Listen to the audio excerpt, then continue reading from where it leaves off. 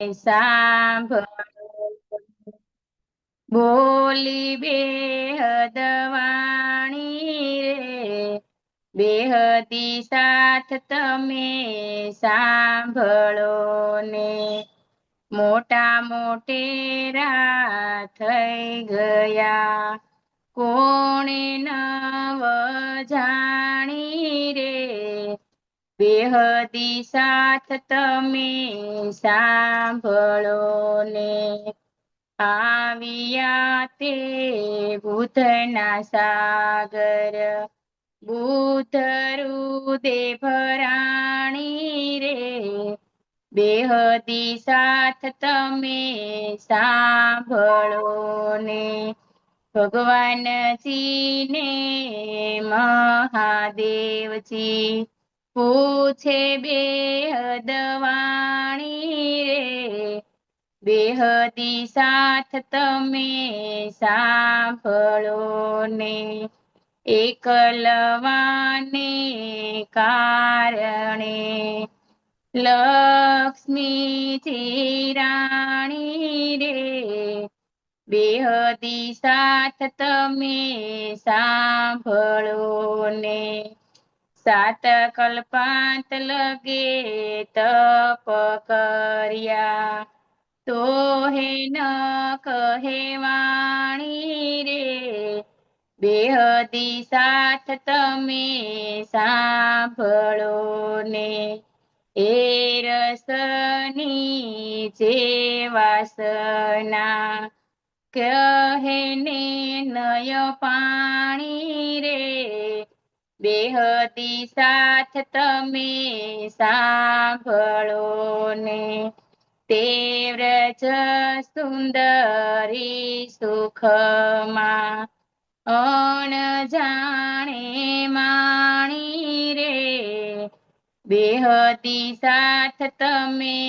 સાંભળો ને એની તો પોતાના ઘર તણી એમ બોલે વાણી રે બેહદી સાથ તમે સાંભળો ને શ્રીધામ ધણી સુરામત રમે ધણિયાણી રે બેહદી સાથ તમે સાંભળો ને તે માટે પેર બંને કરું સુપન હરખે સમાવું રે બેહદી સાથ તમે સાંભળો ને ચરણે લાગી કહે ઇન્દ્રાવતી સાથ જુગતે જગાવું રે બેહદી સાથ તમે સાંભળો ને બોલી બેહદ વાણી રે બેહદી સાથ તમે સાંભળો ને બોલો શ્રી પ્રાણનાથ પ્યારે કી જય સતગુરુ મહારાજ કી જય પ્રેમ પ્રણામ જી પ્રણામ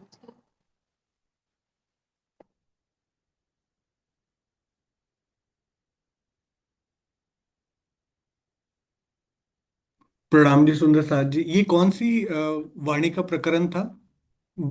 कलश गुजराती। 31 हाँ गुजरात प्रकाश गुजराती है ना?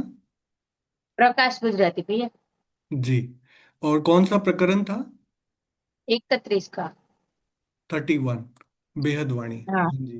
30 बहुत बढ़िया आपने ये प्रकरण बताया कि बेहद की बेहद में रास लीला करने वाले ये सुंदर साथ जी बेहद मंडल के ज्ञान की बातें सुनिए। किसी को भी बेहद का ज्ञान नहीं प्राप्त हो सका। बहुत ही अच्छा प्रकरण।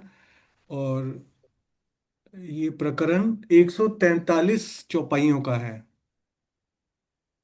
143 चौपाइयां हैं इसमें। बेहद वाणी का पूरा इसमें वर्णन है जो हमने वहां पर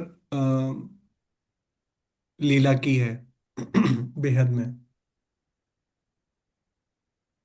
और आज हम आगे बढ़ते हैं अब।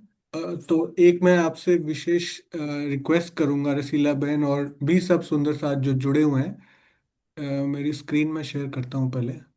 एक मिनट। तो एक सेकेंड।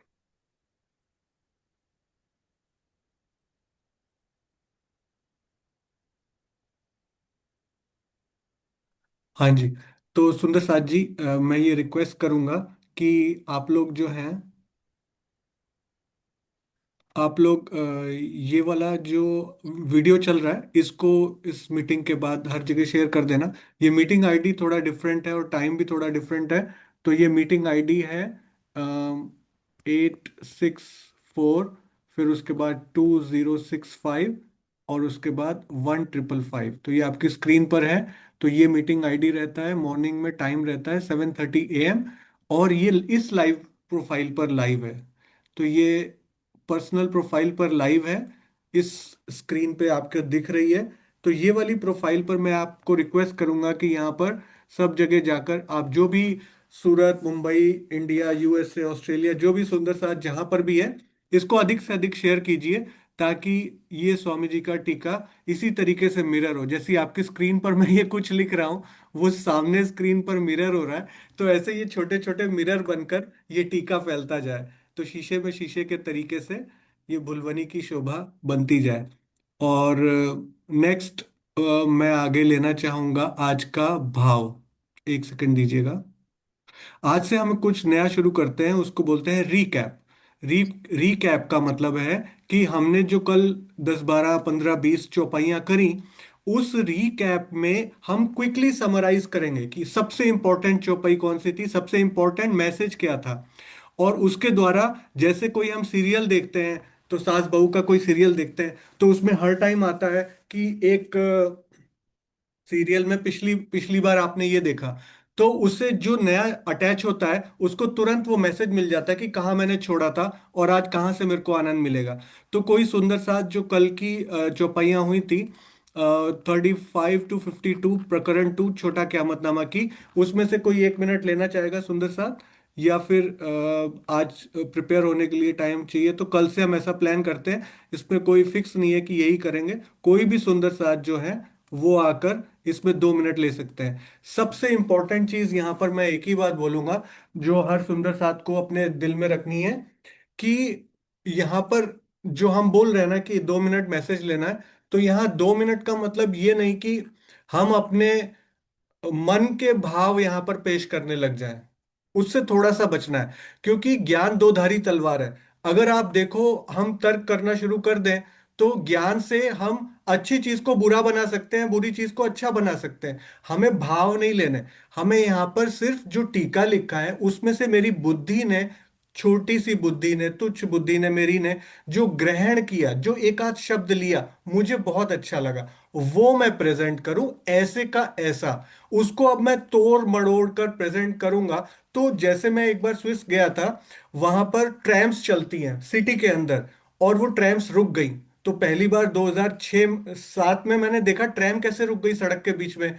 तो वो बोले कि ये न्यूक्लियर से चलती हैं, जो कि एक छोटा सा एक न्यूक्लियर पावर, न्यूक्लियर न्यूक्लियस होता है, उसके अंदर इतनी पावर है कि वो परमाणु जो है, हाँ परमाणु, तो परमाणु ऊर्जा से ये सारी ट्रैम चल रही हैं। अब इसी परमाणु ऊर्जा के लिए आज मिडिल ईस्ट में लड़ाई चल रही है, इसी के बम बनाने के लिए। और इसी परमाणु ऊर्जा को लेकर पूरा स्विट्जरलैंड में ट्रैम घूम रही है 2007 में। और वो न्यूक्लियर रिएक्टर में थोड़ा सा प्रॉब्लम हो गया तो सारी ट्रैमें रुक गई। हमारी बुद्धि, हमें अच्छी बुद्धि भी मिली है और कुबुद्धि भी मिली है। तो हम जब इसमें आए, तो हम वो बुद्धि लेकर आए तो जो हमारी निज बुद्धि को अट्रैक्ट करे। अगर हम अपनी कुतर्क वाली बुद्धि लाएंगे, तो वो हमें गलत दिशा में ले जाएगी। तो मेरी ये रिक्वेस्ट है कि जब भी हम इसमें आए, भाव लेने के लिए, भाव नहीं लेना है, हमें जो सार मिला उसमें से, उस सार को सब सुंदर साथ तक बांटने की भावना से आना है। तो आई वुड लाइक कि इस तरीके की बात चले, क्योंकि मैं थोड़ा स्पष्टवादी हूँ, दो टूक हूँ, इसलिए मेरी दोस्ती कम से है। पर मेरे जो दोस्त है ना, वो बड़े प्यारे दोस्त हैं, क्योंकि वो जानते हैं कि ये दिल बाहर और भीतर एक ही बंदा है। तो बुरा बोलता है तो दिल में बुरा ही रखता है, लेकिन अगर अच्छा बोलता है तो अच्छा ही रखता है। इसके अंदर बाहर दो चीजें नहीं चल रही होती। एनीवे, ये पर्सनल चीज मैंने बोल दी, लेकिन 35 to 42, 36 to 52, ये चौपाइयों में हमने कल क्या पढ़ा था। तो मैं छोटा सा इसको आपको बताता हूँ, मैं भी सामने ही पढ़ रहा हूँ आपके। जो तीन बातें उन्होंने बोली कि पहले मोहम्मद से लेकर आखिरी मोहम्मद तक कितने साल बीत गए, लेकिन उन सारे सालों में ये ज्ञान का प्रकाश फैलता ही रहा। कैसे फैलता रहा? क्योंकि कहीं ना कोई बेहद का ज्ञान लेकर आता रहा। तो इस तरीके से अव्वल आखिर बीच मोहम्मद, इत सब जाने दुनी कलाम, हके मासूक कया मोहम्मद को सो क्यों समझे दुनियाम। तो कुरान में ये जो मोहम्मद प्रारंभ, मध्य और अंत के मोहम्मद के हुक्म की लीला हो रही है। इसी इसको संसार के ब्रह्म सृष्टि नहीं जीव सृष्टि नहीं जान सकते। और इसमें तीन सूरतों की जो बात की है, तो तीसरी सूरत यानी कि ऐसी सूरत कि जिसको आपने देखा तो खुदा को देख लिया, उसमें और खुदा में कोई डिफरेंस नहीं। तो ऐसी तीन सूरतों की यहाँ पर कल हमने विवेचना सुनी, आ, उसका हमने चिंतन किया, मनन किया और मंथन किया, और बाद में मनन किया होगा। तो अब हम इसके आगे 53 चौपाई से आज हमें पढ़ना है। तो हम इसको स्टार्ट करते हैं 53।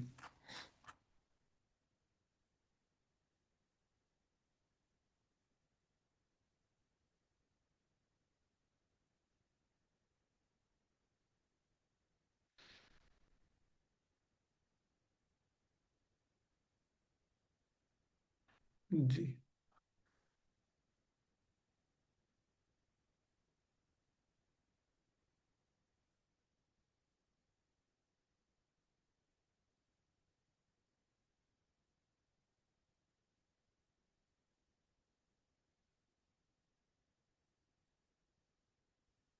जी।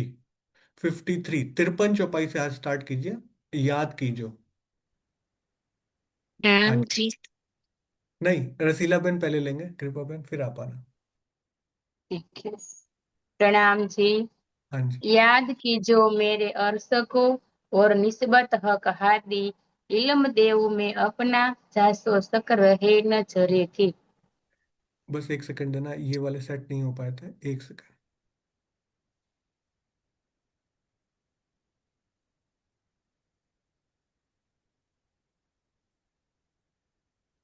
जी। थोड़ा बड़ा तुम करो। मेरे परम धाम को याद करना, और इस संबंध को याद करना कि हम श्री राजी श्री श्यामा जी के अंग है। मैं तुम्हारे पास कुलजम स्वरूप की वाणी भेजूंगा, जिससे तुम्हें जरा भी संशय नहीं रह जाएगा। 1 मिनट इसमें भी देना।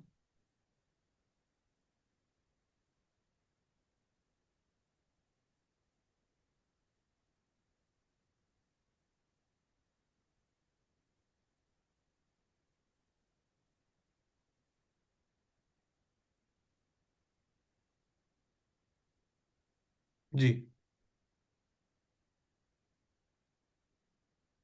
ये वाला। तुम मेरे परम धाम को तथा श्री श्यामा जी एवं मेरे साथ साथ के संबंध को याद रखना। मैं तुम्हारे अपने ज्ञान यानी कि तारतम ज्ञान प्रदान करूंगा, जिससे तुम्हारे हृदय में लेश मात्र भी संदेह नहीं रहेगा। तुम मायावी जगत में जाकर अपने परम धाम को याद करना। उसके अतिरिक्त मुझे और श्यामा जी अपने अखंड संबंध को अपनी स्मृति के बसाए रखना। मैं तुम्हारे जागृत करने के लिए तारतम ज्ञान यानी कि कुलजम स्वरूप भेजूंगा, जिससे तुम्हें नाम मात्र भी संशय न रह जाए। सारा सिखापन इसी में ही दे दिया है। तुम मायावी जगत में जाकर परम धाम को याद करो, और अपने अखंड संबंध को, अपनी स्मृति, स्वामी जी बोलते हैं ना, की श्रद्धा से स्मृति ध्रुव होती है, या फिर जो एक श्रद्धा स्मृति ध्रुव। तो एक श्लोक बोलते हैं जिससे कि हमारी स्मृति ध्रुव हो। तो हम जो भोजन की शुद्धि करते हैं, आहार विहार की शुद्धि करते हैं, अंततो गत्वा जब हमारी स्मृति ध्रुव बन होगी तो हमें परम धाम के अखंड संबंध की याद आएगी। और इसके लिए ही हमें ये तारतम वाणी भेजी है कि हमारे अंदर जो थोड़ा बहुत भी संशय रहता है संसार में, वो ना रह जाए। 54।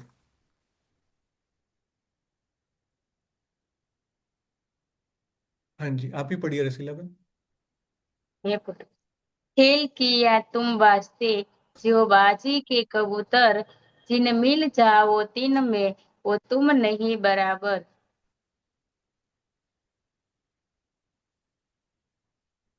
मैंने यह खेल तुम्हारे वास्ते बनाया है। यह खेल बाजी करके कबूतर के समान झूठा है। तुम उनके मत मत मिल जाना, वह तुम्हारी बराबरी के नहीं है।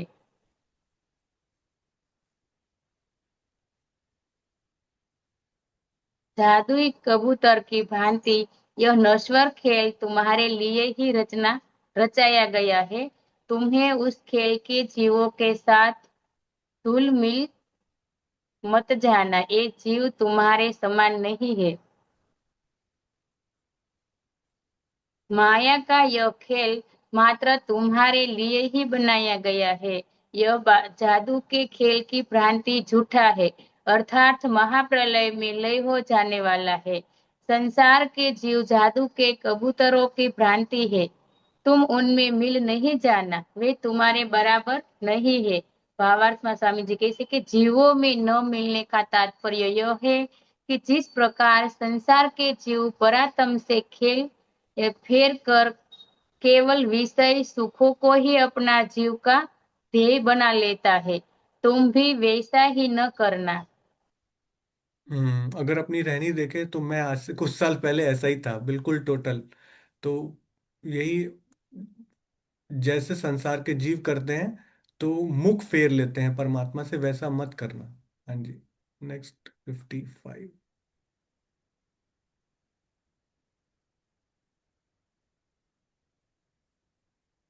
हाँ जी, पढ़िए रसीला बहन। रसीला बहन पढ़िए 55। मैं बोलूं? अच्छा, फिर शेयर करना, एक मिनट रुकिए, फिर कृपा बहन आप अनम्यूट करो, फिर एक एक करके करते हैं। हाँ जी। जी भाई, प्रणाम जी। हंसी इस ही बात की, मेरा इलम तुमको जगाए। तुम बका करोगे दम खेल के, पर सकोगे न आप उठाए। परमधाम में इसी बात की हंसी होगी कि मेरे कुलजम स्वरूप की वाणी से तुम जागृत हो जाओगे और संसार के जीवों को अखंड कर दोगे, पर स्वयं परमधाम में भी परात्म में जाग न सकोगे।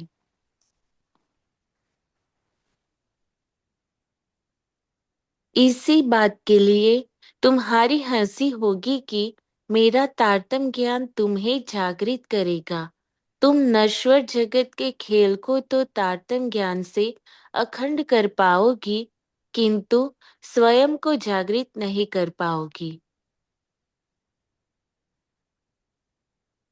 परमधाम में जागृत होने पर तुम्हारी इस बात की हंसी होगी कि संसार में मेरा तारतम ज्ञान तुम्हें जागृत करेगा।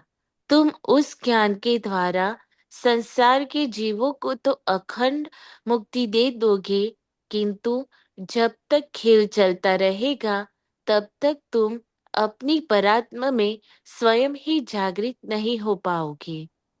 इसका क्या मतलब है कृपा बहन?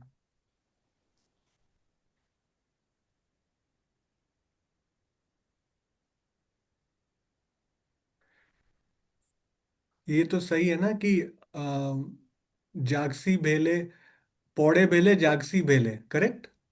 हम्म। तो अपनी परातम में तो कोई जागृति नहीं हो पाएगा, राइट। हम्म। तो यही बात की हंसी होगी कि तुम यहाँ पर तो फरामोश बैठे रहे और वहां पे सबकी जागृति कराए। चलिए, तो ये आत्म जागृति तो कर लेंगे हम, पर आत्म में जागृत कैसे हो पाओगे? तो इसीलिए जो तारतम वाणी है उससे हमें संसार के जीवों को भी अखंड करना है और स्वयं की आत्मा को भी जागृत करना है। यही हम हंसी कम कर पाएंगे थोड़ी। हाँ जी, 56 आप ही पढ़िए कृपा बहन। ऐसा फरेब देखावसी तुम हो जो खबरदार, तुम जिन बोलो आप अर्स मुझे, मैं तुम्हारा परवरदिगार। मैं तुम्हें ऐसा झूठा खेल दिखाऊंगा जिसमें तुम सावचेत सतर्क रहना। तुम अपने आप को, घर को और मुझे नहीं भूलना। मैं ही तुम्हारा खाविंद हूँ। मेरा आदेश तुम्हें ऐसा मिथ्या खेल दिखाएगा, इसलिए तुम सावचेत हो जाओ। तुम स्वयं को, परम धाम को तथा मुझे भूलना नहीं। मैं स्वयं तुम्हारा स्वामी संरक्षक हूँ। अब मैं तुम्हें माया का ऐसा खेल दिखाऊंगा जिसमें तुम सब कुछ ही भूल जाओगी। तुम इस बात के लिए सावचेत हो जाओ कि न तो तुम्हें स्वयं को भूलना है, न परम धाम को और न मुझे। यह तुम सर्वदा याद रखो कि मैं तुम्हारा एकमात्र प्राण प्रियतम हूँ। सारी प्रिपरेशन की टिप्स दे दी थी राज जी ने, राइट? चलिए, रसीला बहन 57। हम कभू न भूले तुमको, बैठोगे पकड़ कदम। हम तुम्हारे ऐसे आशिक, तुम छोड़े नहीं एकदम। मोमिनों ने कहा कि हम आपके चरण पकड़कर बैठेंगे और आपको कभी नहीं भूलेंगे। हम आपके ऐसे आशिक हैं कि हम आपको एक पल भी नहीं छोड़ेंगे। इसके प्र, सॉरी, हाँ जी, यहाँ से। इसके प्रत्युत्तर में ब्रह्मात्माओं ने कहा, हम आपको कभी नहीं भूलेंगे। हम तो आपके ही चरण ग्रहण कर बैठेंगे। हम आपकी ऐसी अनुराणी अनुरागिनी है कि पल मात्र के लिए भी आपको नहीं छोड़ेगी।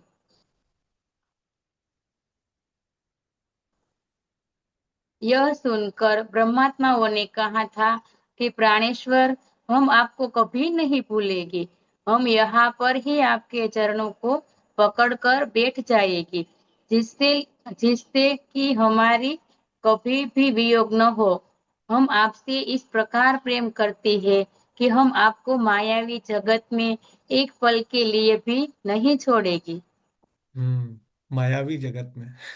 ठीक है, चलिए कृपा बहन 58, एक एक करके करते हैं। तुम साहिब हमारे ऐसे मासूक, हम ऐसे तुम्हारे आशिक। तुमको क्यों हम भूलेंगे और देवोगे इलम बेशक।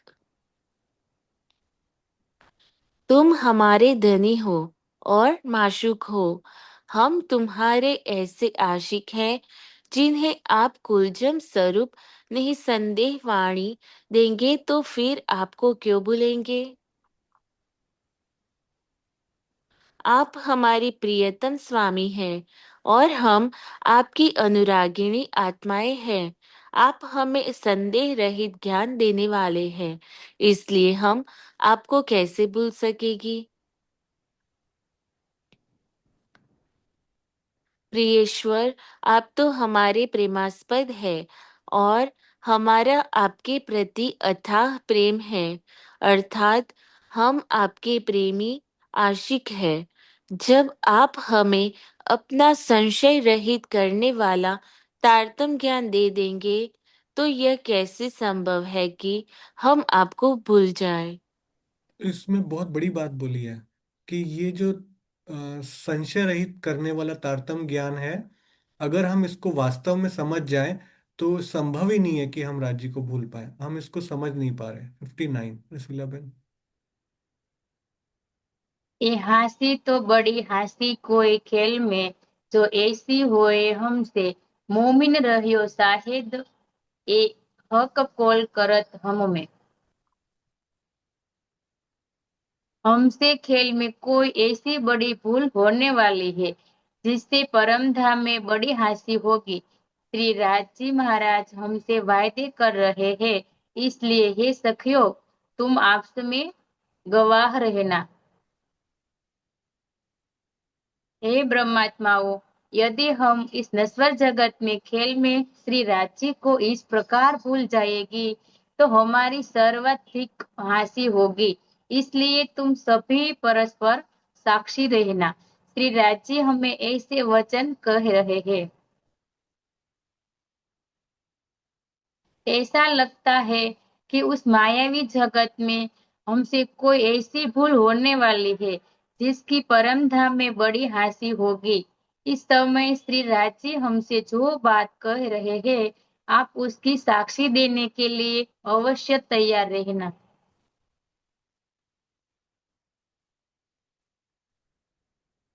लिख्या इन बिद जाहिर, तो भी पावे न खेल कबूतर। अकल न पहुँचे इनों की, सो भी लिख्या लिखन हारे योकर। संसार के धर्म ग्रंथों में इस तरह से साफ लिखा है, फिर भी यह संसार के जीव जो खेल के कबूतर के समान झूठे हैं, इस बात को नहीं समझेंगे। इन बातों में इनकी अक्ल ही नहीं पहुंचेगी। लिखने वाले ने यह भी साफ लिख दिया है।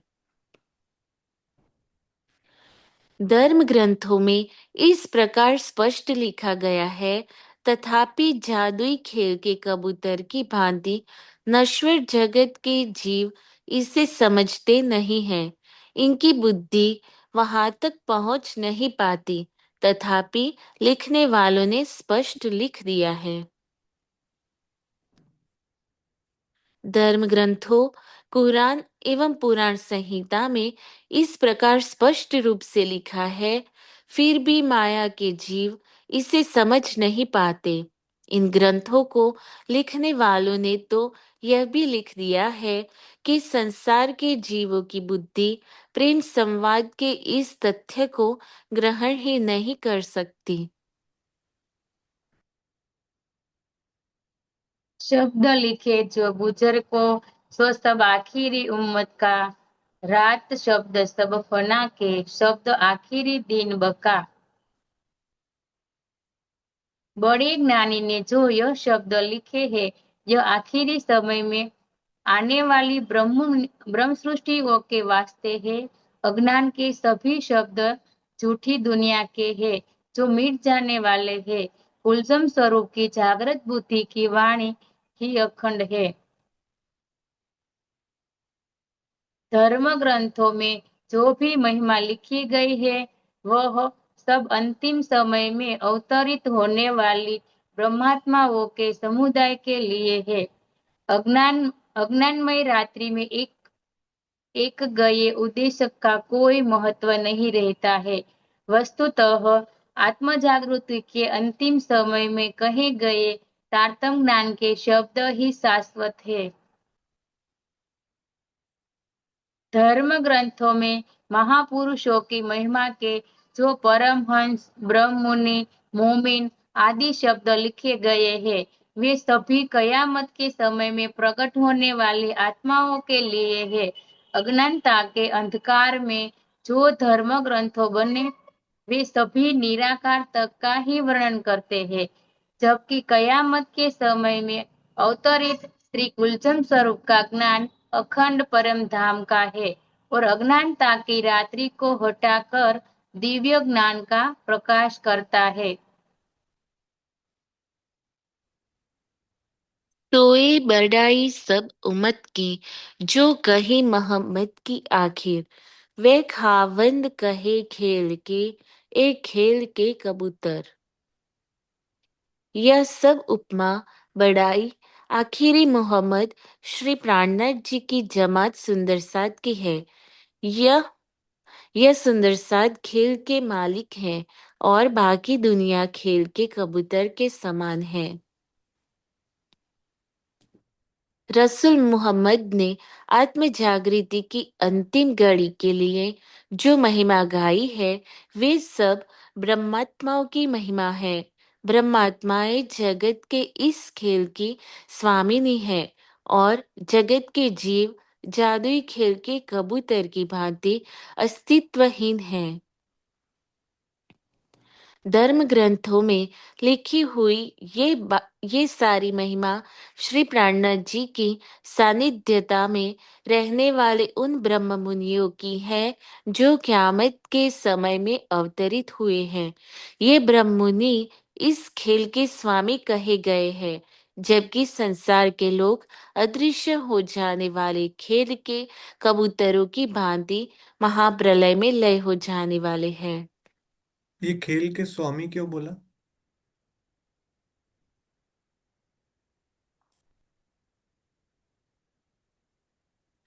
हाँ जी ज्योति जी, प्रणाम जी।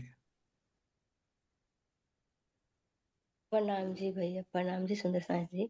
इसलिए कि खेल ही उन लोगों के लिए ही बना है। ये एब्सोल्युटली। संसार खेल बना ही है ब्रह्मात्माओं के लिए। राज जी ने स्पेशल बनवाया है, इसीलिए खेल के स्वामिनी ब्रह्मात्माओं के बता रहे हैं। और बिल्कुल सारा मुद्दा कहा गया है ना कि खेल में दो लोग हैं, एक तो देखने वाले हैं और जिसके लिए बना है, तो वही सब सब परफेक्ट। बातें इसी से बता रहे हैं। प्रणाम। हाँ जी, सही है। और बोलना है आपको? नहीं, नहीं, प्रणाम जी। बिल्कुल इसी से दो चौपाई ऊपर उसका वो मुझे जो भाव आया वो ये था। थैंक यू, प्रणाम जी। एक मिनट, अब कहाँ पे थे हम? कौन सी चौपाई पे थे? 62। 62, सॉरी 62 हो गई ना? हाँ, नहीं 63। वही। हाँ 63 पे चलते हैं। हाँ जी रसीला भाई।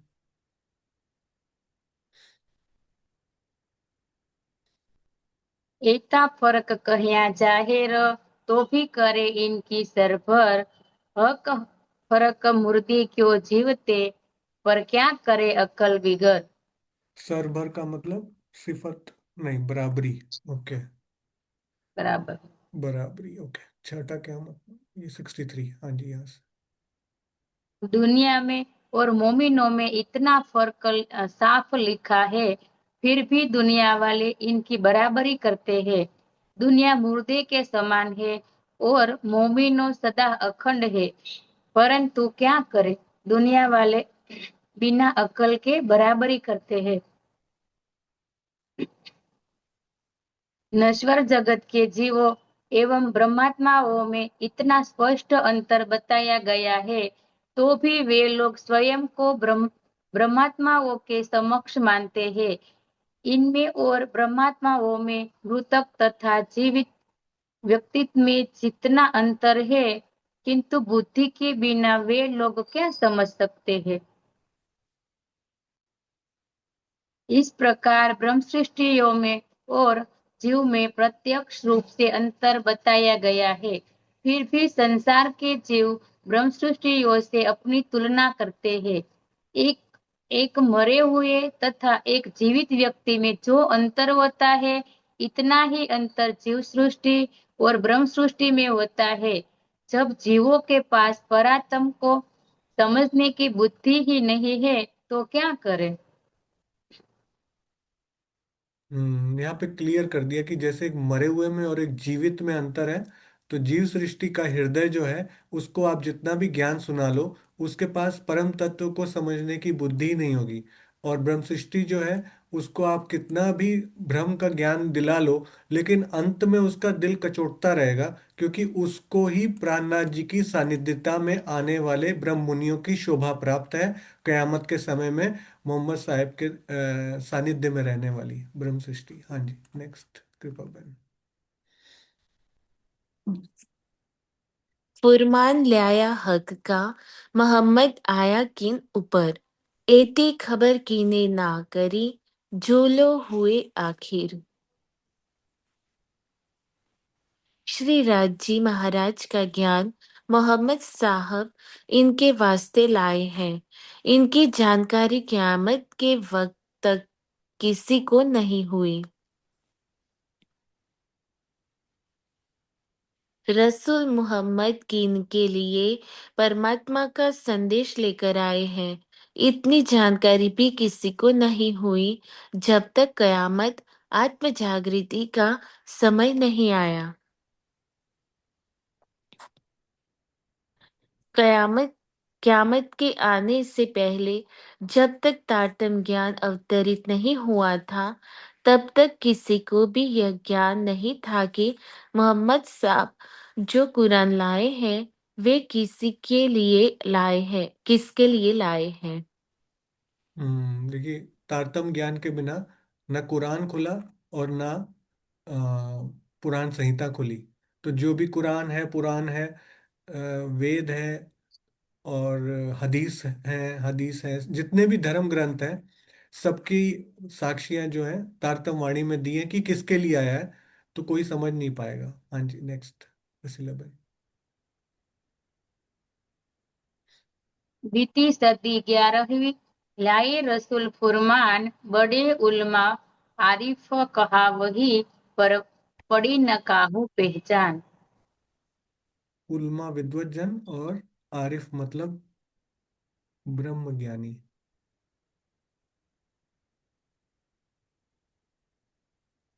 अब 11वीं सदी बीत गई है और कुलजम स्वरूप की वाणी इमाम मेहंदी श्री प्राणनाथ जी लाए हैं। दुनिया वाले जो बड़े पढ़े लिखे विद्वान कहलाते हैं, उनको भी उसकी पहचान यानी कि जानकारी नहीं हुई है। रसूल मोहम्मद को एक मिनट। खुदा का यहाँ यहाँ 65 गायब हो गई है, एक मिनट रुकना। ये शायद 65 66 का अर्थ इन्होंने इकट्ठा ही कर दिया है। इकट्ठा ही पढ़ लीजिए। दो दो चौपाई आप इकट्ठा ले लीजिए। 66 भी कर लीजिए। हम्म। पड़सी को फुरमान को लेसी को हकीकत, कलाम अल्लाह को खोलसी को लेसी हक मार्फत। हाँ जी, इसका 66 का अर्थ ये रहा। कुरान को कौन पढ़ेगा, हकीकत का ज्ञान कौन लेगा, कुलजम स्वरूप की वाणी से कुरान के छिपे रहस्य कौन खोलेगा। इसमें दोनों का अर्थ इकट्ठे ले लीजिए। हाँ जी। रसूल मोहम्मद को खुद का संदेश ले आए। 11वीं सदी बीत गई। बड़े बड़े विद्वानों कुरान के जानकार कहलाए, परंतु किसी को भी इसकी पहचान नहीं हुई कि कुरान अध्ययन कौन करेगा और उसकी अर्थार्थता को कौन ग्रहण करेगा। इतना ही नहीं, इन इन बाह्य वचनों का गूढ़ रहस्य कौन स्पष्ट करेगा एवं पर ब्रह्म परमात्मा की पहचान किसको होगी।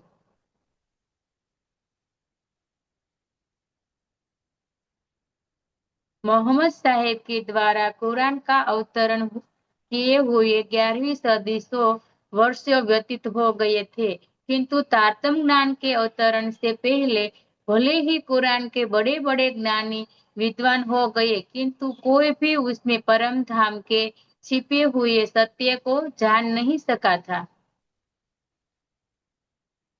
अब नेक्स्ट। प्रश्न यह होता है कि तारतम्य ज्ञान के प्रकाश में कुरान को अब कौन पढ़ेगा तथा उसकी वास्तविकता को कौन ग्रहण करेगा।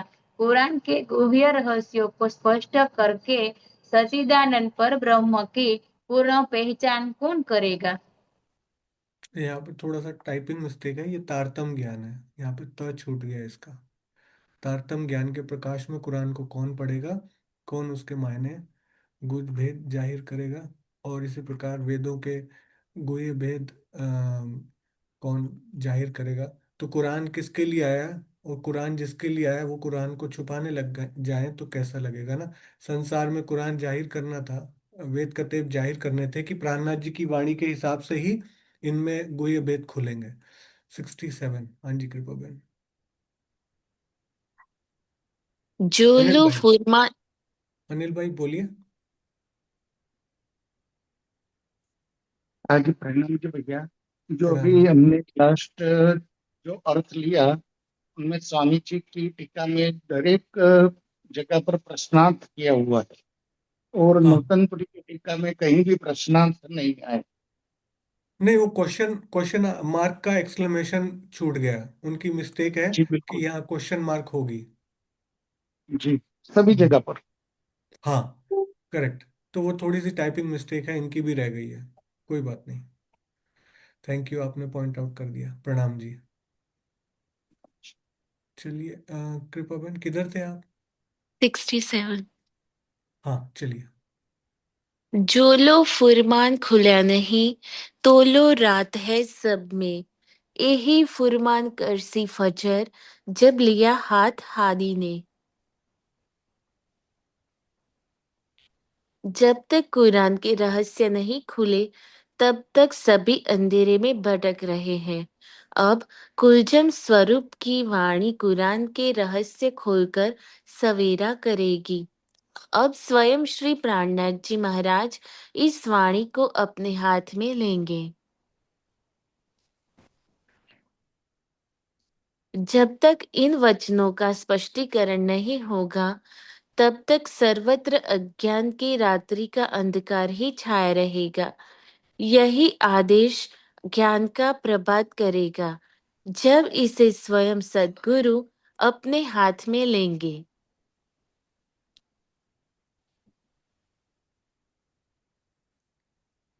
जब तक श्री कुलजुम स्वरूप के प्रकाश में कुरान के छिपे हुए गुह्य रहस्यों का स्पष्टीकरण नहीं होता है, तब तक सबके अंदर संशय रूपी अज्ञानता का अंधकार बना ही रहेगा। जब श्री प्राणनाथ जी स्वयं कुरान के गुह्य भेदों को स्पष्ट कर देंगे, तो अज्ञानता का अंधकार नष्ट हो जाएगा और परम धाम का दिव्य ज्ञान फैल जाने से प्रातःकाल हो जाएगा। पोल तोड़ जुदी की कुफरे, मेट मस्ती तफरका। एक दिन तब होए सी, दिन उगे अर्श बका। तफरका मतलब अलगाव। क्या डिफरेंस है, अंतर? हाँ जी, 68। रसूल साहब के वचनों को काफिर लोगों ने न मानकर टुकड़ों टुकड़ों में बट गए। रूह अल्लाह आकर इनकी कुर्फ को मिटाएंगे, मतभेदों को मिटाएंगे। इमाम मेहंदी श्री प्राणनाथ जी जब कुलजम स्वरूप की वाणी जाहिर करेंगे, तब सब एक दिन यानी कि निजानंद संप्रदाय में आएंगे और एक पार ब्रह्म के पूजक बनेंगे। रसूल मोहम्मद के अनुयायी अज्ञानता के कारण उनके वचनों का उल्लंघन कर विभिन्न संप्रदायों को हुए। सद्गुरु श्री देवचंद्र जी ने प्रकट होकर उनके मतभेद दूर किए। ब्रह्म ज्ञान का प्रभात होने पर अखंड अखंड की पहचान होगी। तब समस्त जगत के लोग एक ही धर्म के छत्र छाया में आएंगे। मोहम्मद साहब के वचनों को न मानकर बहुत से लोगों अलग अलग फिरकों में बट गए हैं। इल्म लदुनी यानी कि तारतम ज्ञान से सदगुरु धन्य श्री देवचंद्र जी इस अलगाववाद को समाप्त करेंगे। जब श्री कुलचम स्वरूप के द्वारा अखंड परम धाम के ज्ञान का उजाला हो जाएगा, तब सारे संसार में एक सत्य धर्म की स्थापना होगी।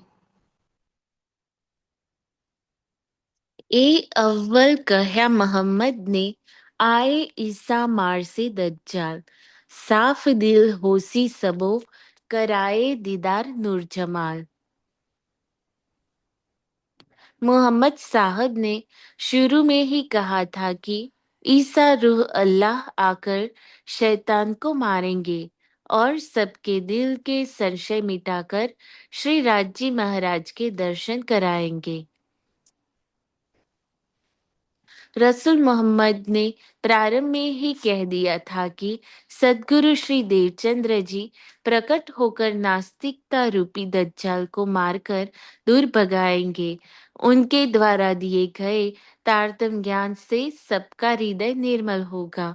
तदुपरांत वे परब्रह्म परमात्मा का साक्षात्कार करवाएंगे। मोहम्मद साहब ने कुरान में पहले ही कह दिया था कि क़यामत के समय में ईसा रूह अल्लाह श्री श्यामा जी आएंगे और तारतम ज्ञान के द्वारा अज्ञान रूपी दज्जाल को नष्ट कर देंगे।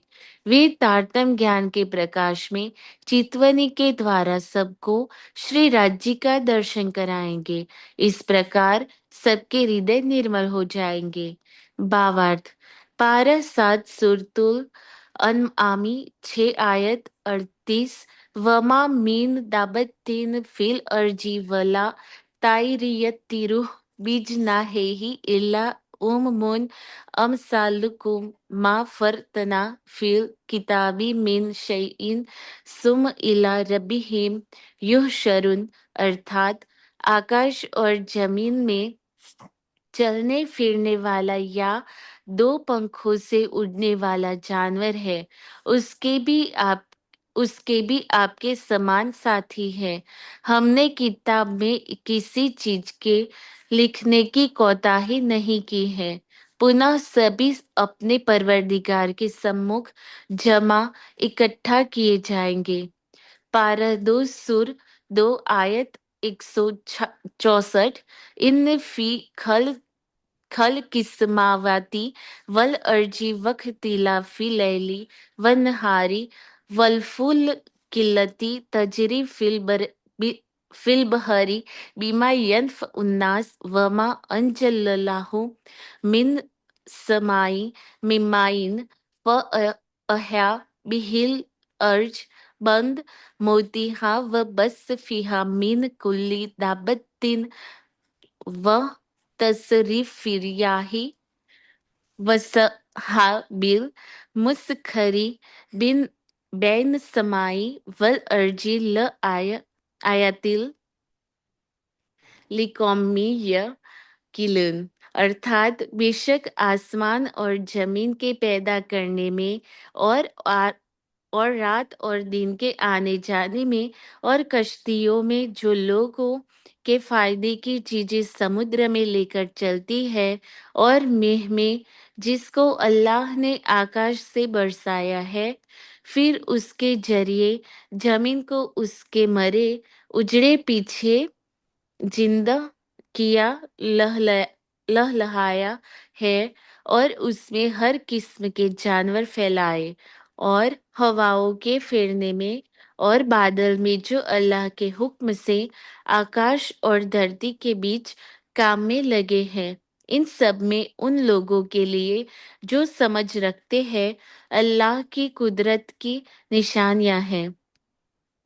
पारह 8 सुर 6 आयत 158 हल यंजरून इल्ला अन तअतिय हुमुल मलाइकतु औ यअतिय रब्बुक औ यतिय बजु आयाति रब्बिक यौम यति बजु आयाति रब्बिक ला यनफउ नफ्सन ईमानुहा लम तकुन आमनत मिन कब्लु औ कसबत फी ईमानिहा खैरन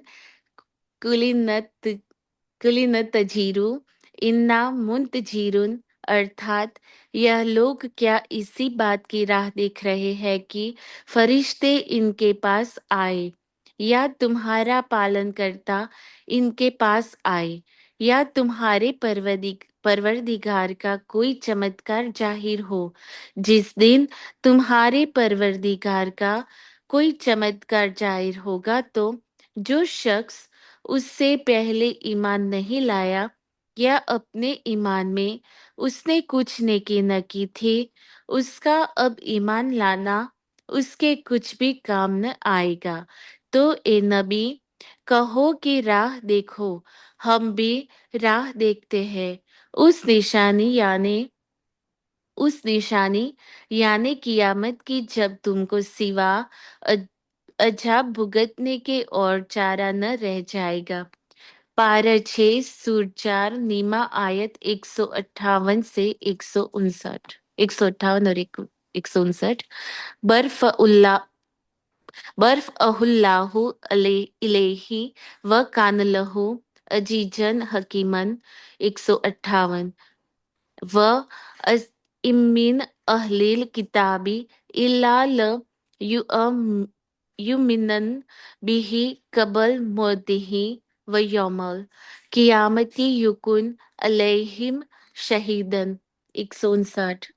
अर्थात बल्कि उनको खुदा ने अपनी तरफ उठा लिया, और बेशक अल्लाह जबरदस्त और हिकमत वाला है। और जितने किताब वाले हैं, जरूर उनके मरने से पहले सबके सब उन पर ईमान लावेंगे, और कियामत के दिन ईसा उनका गवाह होगा। तो आज स्वामी जी का इतने सारी आयत लिखना पहली बार मैं देख रहा हूँ सकारत हो गया। आज पहली बार किसी ने इतनी सारी आयतें पढ़ी हैं। आपके चरणों में कोटि कोटि प्रणाम कि आपने सारी अक्षरशः सारी पढ़ डाली। और हमको इसके अर्थ भी स्वामी जी ने दिए हैं, पर आयत भी आपने आज पढ़ डाली है। और एक ही चीज मैं बोलूंगा आपको कि अंत बरिए जदान फी अल कीरा। इसका मतलब you are too good in reading. तो आपने अच्छा पढ़ा, आगे आप पढ़ते रहिएगा। तो इसी प्रकार हम आयतें पढ़ने के लिए आपको स्पेशल निमंत्रण किया करेंगे। और यहाँ पर जो ईसा की बात की गई है, ईसा मतलब ईसा रूह अल्लाह। और ये ईसा मसीह की बात नहीं है। लोग बोलते हैं ये जीसस क्राइस्ट की बात है, ये ईसा रूह अल्लाह की बात है। तो अल्लाह की जो रूह है वो श्यामा जी हैं। वो क्यामत के समय जब आएंगी तो वो अज्ञान रूपी दज्जाल को मारेंगे, और तारतम ज्ञान के द्वारा। और सबके दिल निर्मल होंगे चितवनी के द्वारा, तारतम ज्ञान के प्रकाश में राज्य के दर्शन हो जाएंगे। अव्वल कया मोहम्मद ने ये कुरान में ये सब बातें लिखी है, लेकिन वो कुरान समझ नहीं पा रहे। और यहाँ पर एक एक करके 3 जगह दिखाया उन्होंने, पारा 2 में, और फिर पारा 8 में, और फिर पारा 6 में। तो इस प्रकार कौन उन पर ईमान लाएगा। और अगर राह देखनी है तो उस क़यामत की देखो। अगर नहीं कि ईमान में कमी आई तो कोई काम नहीं आएगा। तो नबी जो है उनको बोला जा रहा है कि आप इस टाइम का वेट करना कि जिसने ये दुनिया बनाई और सब पैदा किया, ये किसके लिए पैदा किया। और जो आएंगे उनके आने के बाद जो इश्क और ईमान के पंख रखने वाले मोमिन होंगे, उनके आने के बाद हमें उन पर ईमान, वो इस पर ईमान लाएंगे। और ये क्यामत के दिन उसका गवाही क्या इस लेखनी में दी गई, यानी इस कुरान में दी गई है। हाँ जी, रसीला बहन ये वाली 70 से पढ़ते हैं। इ- इमाम इमामत उम्मद की करसी अर्श अजीमों पर ए होशी हयाती सिजदा तब हुई तारतम फजर। आखिर में इमाम मेहंदी ब्रह्म सृष्टियों को श्री राजी महाराज की पहचान कराकर अखंड परम धाम पर सिरदा कराएंगे। जब यह सब परम धाम पर सिजदा करेंगे तो ज्ञान का सवेरा होगा। वे सबके सद्गुरु बनकर अपने ब्रह्मात्माओं के समुदाय को परम धाम की ओर नमन कराएंगे। उनकी यह वंदना अखंड होगी, तब जगत में सर्वत्र ज्ञान का प्रभाव हो जाएगा। श्री श्री प्राणनाथ जी ब्रह्म सृष्टियों की चितवनी के द्वारा परम धाम के मूल मिलावा में विराजमान युगल स्वरूप के चरणों में अखंड प्रणाम कराएंगे। कयामत की इस शुभ घड़ी में परम धाम के ज्ञान का प्रकाश पूर्ण रूप से फैल जाएगा। भावार्थ, ब्रह्म सृष्टि योग को परम धाम का ज्ञान देकर उन्हें युगल स्वरूप की चितवनी में लगाना ही वास्तविक नेतृत्व करना है। इसे ही इमामत करना कहा गया है। इमामत मतलब नेतृत्व, लीडरशिप। तो लीडर जो है इमाम, इमामत उम्मत की। तो ये लीडरशिप प्राणनाथ जी ने की हमारे लिए। इंद्रावती की शोभा जो है उसके अंदर अक्षरातीत का आवेश आया। तो वो सिजदा कराएंगे, हयाती सिजदा। हयाती सिजदा का मतलब क्या हुआ?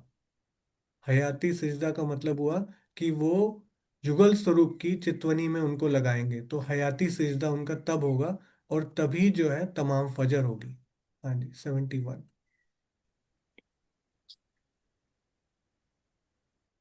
जो अर्श से रूहे उतरी, तामे था रूह अल्लाह सिरदार। कहा तुम पर रसूल भेजोंगे, भेजूंगा, हके यो कॉल किया करार। परमधाम से जो रूहें उतरी, उनमें श्यामा जी रूह अल्लाह सिरदार थी, जिनसे श्री राजी महाराज ने वायदा किया था कि मैं तुम्हारे वास्ते रसूल को भेजूंगा। परम धाम से जो ब्रह्मात्माएं अवतरित हुई हैं, उनमें श्री श्यामा जी स्वरूप सद्गुरु शिरोमणि हैं। पर ब्रह्म परमात्मा ने ब्रह्मात्माओं को वचन दिया था कि मैं तुम्हारे लिए अपना संदेशवाहक भेजूंगा। वे यही है। परमधाम से जो आत्माएं इस संसार में अवतरित हुई हैं, उसमें श्री श्यामा जी सबकी प्रमुख है। श्री राज जी ने परमधाम में उन्हें यह वचन दिया था कि मैं तुम्हें साक्षी देने के लिए अपने संदेशवाहक को भेजूंगा। इन वित लिख्या जाहिर, पर किन्हें न किया बयान। ये होए तिन्हीं से जाहिर, हके जिन पर भेजा फुरमान। कुरान में इस तरह से साफ बताया है, लेकिन आज दिन तक किसी ने बताया नहीं। वह बात मोमिन ही बता सकते हैं, जिनके ऊपर श्री राजी महाराज ने कुरान भेजा है। धर्म ग्रंथों में वचन स्पष्ट लिखे गए हैं, किंतु किसी ने भी उसका वर्णन नहीं किया। यह रहस्य उन्हीं ब्रह्मात्माओं से उजागर होगा, जिसके लिए ये आदेश वचन भेजे गए हैं। इस प्रकार कुरान में यह बात स्पष्ट रूप से लिखी हुई है, किंतु आज दिन तक किसी ने उसका वर्णन नहीं किया।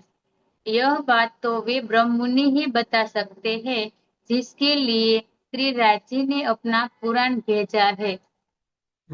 तो राजी ने ये सब निशानियां भेजी हैं, लेकिन पता उसी को लगेगा जिसके लिए भेजी गई हैं। आज की आखिरी चौपाई 73rd। हाँ जी। खिताब रसूल मोहम्मद पर तमामी आखिर मेहंदी खिताब एले इलम आखिरी हक का मोहम्मद मेहंदी खोले किताब। रसूल साहब को आखिरी पैगंबर का खिताब मिला। आखिरत का तमाम काम इमाम मेहदी श्री प्राणनाथ जी महाराज करेंगे। यह कुलजम स्वरूप की वाणी लेकर कुरान के रहस्यों को खोलेंगे। परमात्मा का संदेश लेकर आने वाले हजरत मोहम्मद को रसूल संदेशवाहक की उपाधि प्राप्त हुई एवं आत्म जागृति के इस अंतिम समय में अवतरित सद्गुरु को महदी मोहम्मद की उपाधि से विभूषित किया गया। उन्होंने ही आत्म जागृति की इस अंतिम घड़ी में ब्रह्म ज्ञान रूप तारतम ज्ञान ग्रहण कर धर्म ग्रंथों के गूढ़ रहस्यों को स्पष्ट कर दिया। मोहम्मद साहब को आखिरी पैगंबर कहलाने की शोभा मिली है। क़यामत के समय जागनी लीला के नेतृत्व की संपूर्ण शोभा श्री प्राणनाथ जी को है। वे श्री कुलजुम स्वरूप के 4 ग्रंथों खिलवत, परिक्रमा, सागर और श्रृंगार में वर्णित परमधाम के ज्ञान के आधार पर कुरान के गुह्य रहस्यों को प्रकट करेंगे। प्रणाम जी। तो यहाँ पर स्पष्ट कर दिया कि आखिरी इलम, जो हक का आखिरी इलम है, वो 4 किताबें खिलवत, परिक्रमा, सागर, श्रृंगार में जो वर्णित परम धाम का ज्ञान विज्ञान है, उसके आधार पर कुरान के गुह्य रहस्यों को प्रकट करेंगे। और ये किताब जो है, ये संपूर्ण शोभा, ये नेतृत्व की संपूर्ण शोभा प्राणनाथ जी को है। और जो आखिरी पैगंबर थे उनको, मोहम्मद साहब को, मोहम्मद सल्लल्लाहु को आखिरी पैगंबर की शोभा मिली। क्यामत के समय में जागने की नेतृत्व जो है प्राणनाथ जी के हाथों में है। तो वो कुरान खोल रहे हैं, पुराण खोल रहे हैं, सारी शोभा प्राणनाथ जी की है। क्योंकि कई हुए कई होइसी, पर किन ब्रह्मांडों नाए। और आखिरी का मोहम्मद जो है, उसके जैसा कोई दूजा मर्द ना कहा भी, इमाम मेहंदी पाक पूरन। तो ये वाली जो शोभा है, ऐसा शोभा वाला कोई भी स्वरूप आज से पहले न कभी हुआ न कभी होगा। हाँ जी सुंदर साथ जी, अब मीटिंग को यहीं समाप्त करते हैं और कल फिर यहीं से कंटिन्यू करेंगे। आप सब अनम्यूट कर सकते हो। प्रणाम जी सुंदर साथ जी, प्रणाम जी।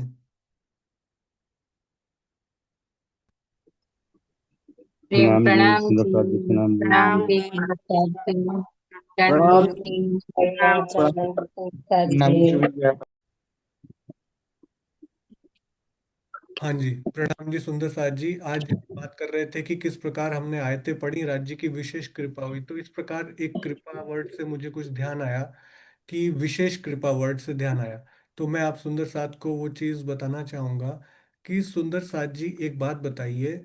हम ये सारी चीज़ें पढ़ रहे हैं, ये टीकाएं पढ़ रहे हैं, और इसमें हमने जो आज पढ़ा कि मोहम्मद साहब आखिरी पैगंबर हुए, और उसके बाद जो आखिरी जमाने का खाविंद है जिसको प्राणनाथ जी बोलते हैं, वो आखिर इन सबको खोलेंगे। तो प्राणनाथ जी के जैसा तो कोई दूजा मर्द ना कहावी है कि इमाम मेहंदी पूरन। तो ये ऐसा दूजा मर्द तो कोई हो नहीं सकता, करेक्ट। और फिर इसी प्रकार से अगर हम इतने खुलासे में इस टीके की, जिसमें आयतों का भी वर्णन किया है कुरान की, और सब खोला गया। और आप एक बात जानो कि यहाँ पे लिखा था एक जगह कि बड़े बड़े औलिया पैगंबर हो गए। यहाँ पे एक वर्ड लिखा था, मैं आपको बताता हूँ। तो कितने यहाँ पर उल्मे आरिफ सारे पैगंबर हो गए।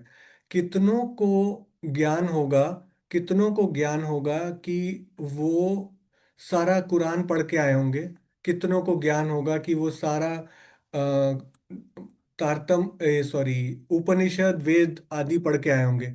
तो आप मुझे एक बात बताइए सुंदर साथ जी, सिंपल सी बात बताइए। इस दुनिया में, पॉइंट लेने का मन कर गया कृपा वर्ड आते ही, इस दुनिया में सबसे ज्यादा बुद्धि का प्रयोग कौन व्यक्ति करता है?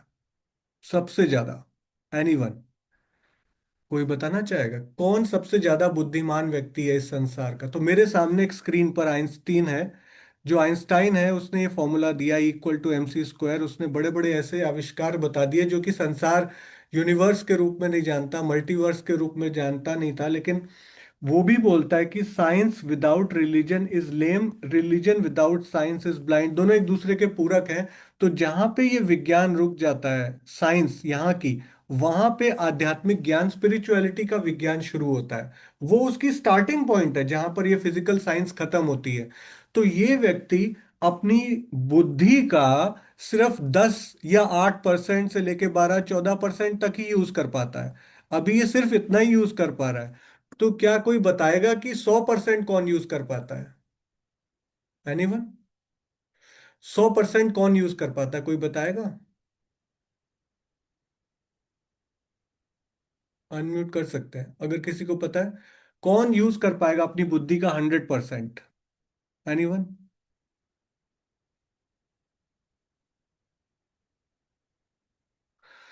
ये 100% और कोई नहीं, मेरे हिसाब से आदि नारायण है। आदि नारायण को ही अपनी 100% बुद्धि देने का अधिकार है, कि मेरे पास 100% बुद्धि है। पर आप ये बताइए कि क्या आदि नारायण के पास भी इतनी क्षमता है कि वो इस संसार के भ्रम के, जो इस संसार की नींद के जो ग्रंथ लिखे हैं, उसमें जो परम धाम की साक्षी दी है, जिसका कि उसको, जिसका कि वो ड्रीम है, यानी कि अक्षर ब्रह्म का जो मन का स्वरूप है अव्याकृत, उसका वो प्रतिबिंबित स्वरूप आदि नारायण, उसके बने हुए ये जीव उसके प्रतिभास 10% यूज कर रहे हैं, स्वयं वो आदि नारायण 100% यूज कर रहा है। तो ऐसे में अगर ऐसा कोई स्वरूप हमारे सामने आता है, जो हमारे सामने हादी बनकर आता है, तो हमारे सामने परमहंस ब्रह्म मुनि महाराज श्री रामरतन दास जी, बड़े महाराज जी हुए, फिर सरकार श्री हुए। आज की डेट में प्रेजेंट स्वरूप की बात करते हैं, सदगुरु गुरु की, गुरु बोलिए सदगुरु बोलिए, जो प्रेजेंट रूप में सदगुरु हैं। तो आप बताइए कि जब एक व्यक्ति पूरे संसार में इससे compete नहीं कर पा रहा, तो आदि नारायण से क्या कंपेयर करेगा। और ऐसे में कोई व्यक्ति अगर इस सारी क़यामतनामा की टीका को खोल के रख देता है और उसके अंदर से ज्ञान के वो अनमोल मोती प्रकट हो रहे हैं, तो इसको एक ही चीज में डिफाइन किया जा सकता है। क्या है वो? एनीवन?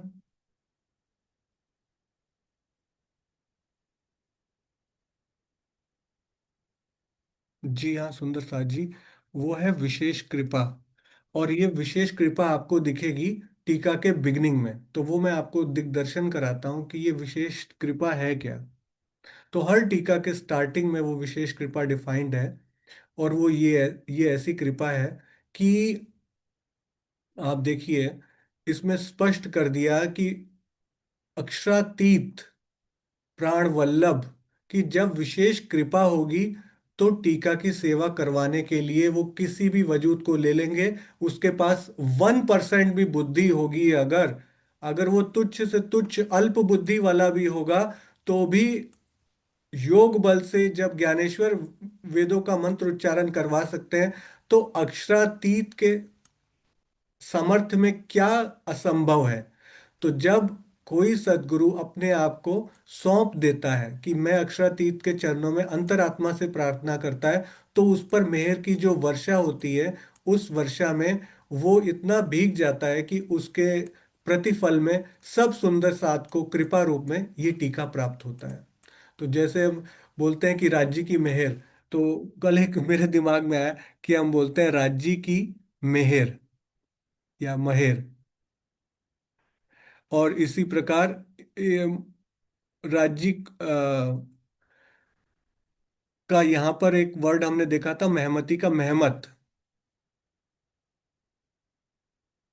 मेहमत की रहमत।